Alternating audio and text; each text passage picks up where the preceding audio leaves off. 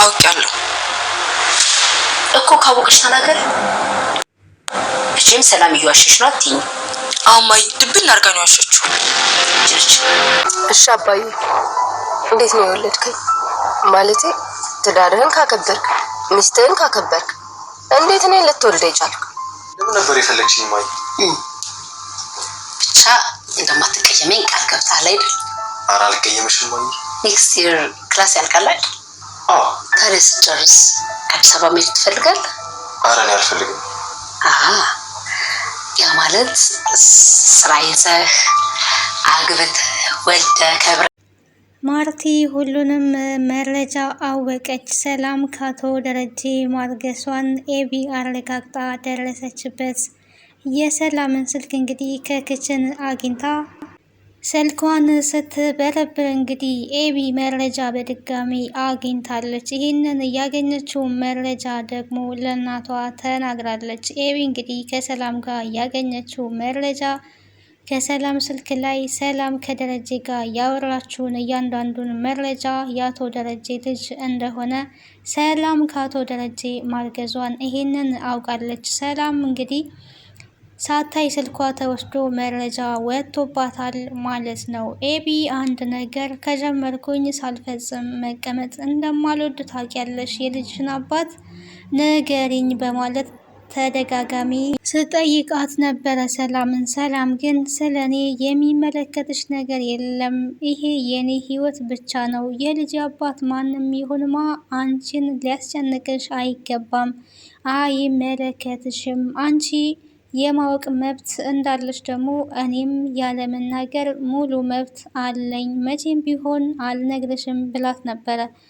አሁን ላይ ግን በራሷ መንገድ ኤቢ እንግዲህ መረጃውን አረጋግጣ አባቷ ከሰላም ማርገዙን ለእናቷ ነግራ ትገኛለች። ይህንን ስትሰማ እንግዲህ ማርቲ በድንገት በፌንት ወድቃ ወደ ሆስፒታል ገብታለች። ማርቲ አቶ ደረጀን በጣም ነው የምታምነው፣ የምትወደው፣ የምታከብረው ባሏ ነው። በድንገት ግን ኤቢ መታ የነገረቻት ነገር በጣም አስደንግጧት ከድንጋጤ የተነሳ ወድቃ ሆስፒታል ገብታለች። አቶ ደረጀ ይሄንን ነገር ላለመናገር ለብዙ ዘመናት እንግዲህ የዳጣንም እንኳን እስካሁን ሳይናገር እየቆየው ትዳሬን እወደዋለሁ፣ ትዳሬ ይበጠበጣል፣ በትዳሬ ላይ ምንም አይነት ነገር እንዲመጣ አልፈልግም ሲል ሰምተናል። ዳጣ እንግዲህ በተደጋጋሚ እናቴ በህይወት አለች ወይ? እናቴ ማወቅ ፈልጋለሁ፣ እናቴ የት ነው ያለችው እያለች ስትጠይቅ ነበረ።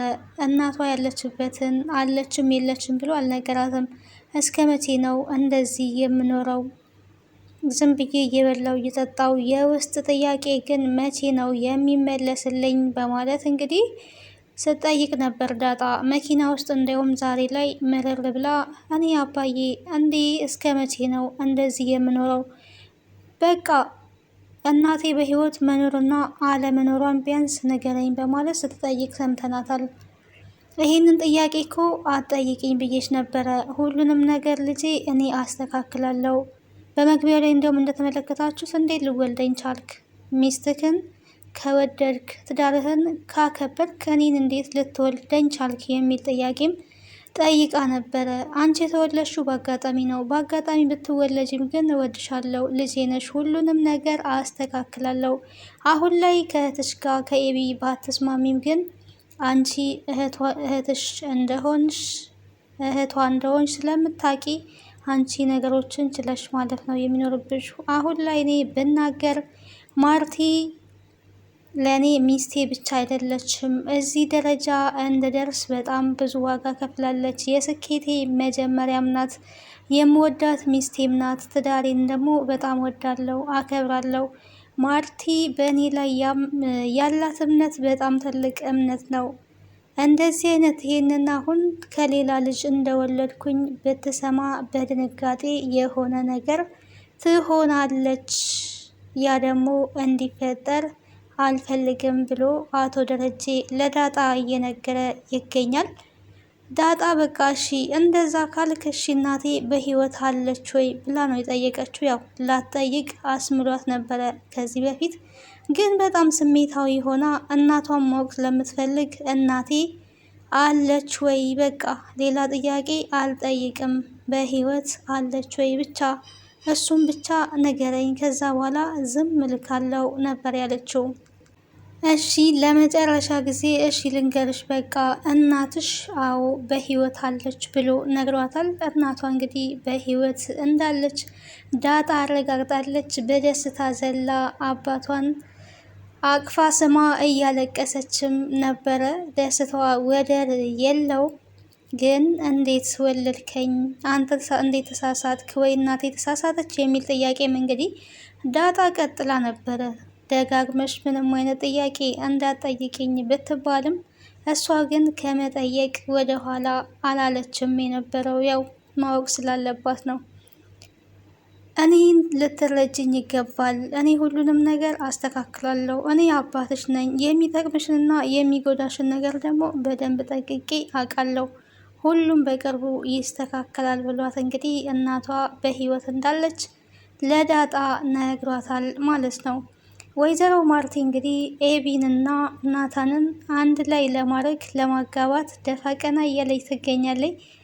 ለአቶ ደረጀ የማማክራው ነበረ። አቶ ደረጀ እንግዲህ ናታን ኤቢን የሚወዳት አይመስለኝም። ወንድ ልጅ ካልወደደ ወርቅ ብታነጥፊለትም ባል ሊሆን አይችልም ብሎ አስረግጦ ነግሯታል። ማርቲ ግን ይዋደዳሉ። እኔ እንደሚዋደዱ አውቃለሁኝ።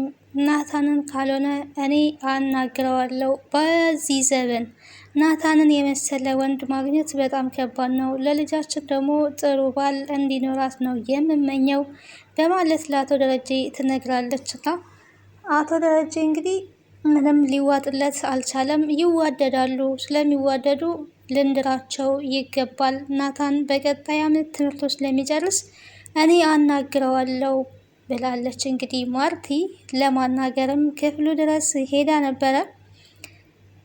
ግልጽ አውጥታ ልጄን አግባባ አትለውም፣ ግን ዳር ብላ እንግዲህ እፈልግሃለሁ በማለት ክፍሉ ድረስ ሄዳለች ማለት ነው። እማዬ በሰላም ነው ወይ የፈለግሽኝ ሲላት፣ አዎ በሰላም ነው፣ አንድ የማወራክ ትልቅ ጉዳይ አለ ብላው እንግዲህ ክላሱ ሄዳለች። እሱም ቁጭ በይ ብሎ ቆሞ እያዳመጣት ነበረ። እሺ ንገሪኝ በቃ ነው ያላት። እኔ ምልክ በሚቀጥለው ዓመት ክላስ ትጨርሳለህ አደል? ከዛ በኋላ ክላስ ከጨረስክ እዚሁ መኖር ነው የምፈልገው አዲስ አበባ ወይስ ወደ አባትክ ትሄዳለህ ብትለውም አይ መሄድ አልፈልግም ነው ያላት። አሀ እንደዛ ማለት እዚሁ ትዳር ይዘክ ወልደ ከብደክ ነው መኖር የምትፈልገው ወይ የሚል ጥያቄ የጠየቀችው። እሱን አባዬ ከፈቀደ ሊሆን ይችላል፣ አባዬ የሚለኝን ነገር ነው የምሰማው ብሏታል። አባት የሚልህን ሁሉ በዚህን ዘመን ትሰማለህ ማለት ነው ወይ? አባት ያለህን ሁሉ ትሰማለህ ማለት ነው ብላ የጠየቀችው። አዎ እሱ ለኔ የሚጠቅመኝን ነገር ስለሚመክረኝ እሱ ያለኝን ሁላ እሰማለሁኝ፣ እንዴት አልሰማም ብሏታል ማለት ነው። አይ አንድ ጥያቄ ልጠይቅ፣ አባት አሁን የማታውቃትን ሴት አንጥቶ አግባቢ ልክ ታገባለህ ወይ ብላ የጠየቀችው። እሱ ካመነባት ምን ችግር አለው? አዎ የሚጠቅመኝን እንጂ የሚጎዳኝን ስለማያደርግ ምን ችግር አለው ብሎ መልሶላታል። እንግዲህ አንተ ጥሩ ልጅ ነክ በቃ በማለት መልሳለታለች። መልስ አድርጋ ደግሞ ከኤቢና ከዳጣ ባንተ እይታ ማን ነው ጥሩ ልጅ? የትኛዋ ናት ጥሩ ብላ የሚፈትን ጥያቄ ጠይቀው ነበረ። እሱ ግን አስቦ አሁን ኤቢ ጥሩ አይደለችም ብላት፣ በውስጡ ኤቢ ጥሩ አይደለችም ብላት ልትቀየመኝ ትችላለች ዳጣ ጥሩ ናት ብላት። ምክንያቱም ሁሉም እናት ልጆቻቸው ጥሩ ናቸው እንዲባሉ ነው የሚፈልጉት። ለእናት የልጅ መጥፎ የለውም የሚል እንግዲህ ስማርት የሆነ ሀሳብ አስበው ኤቢ እኮ ትንሽ ጸባያን ብታስተካክል በጣም ጥሩ ልጅ ናት ሲላት እንግዲህ በደስታ አይደል እቺ ትንሽ ያለችባት ነገር ብላ እንግዲህ በደስታ ነው የተፍለቀለቀችው። ግን ግልጽ አድርጋ አልተናገረችም። ኤቢ እናንተ ተጋቡ የሚል ጥያቄ አላቀረበችም። ዳር ብላለች ማለት ነው።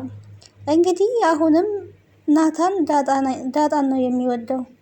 ዳጣና ናታን እንግዲህ ወደ ውጭ ሊወጡ ሲሉ በድንገት ኤቢ ደርሳ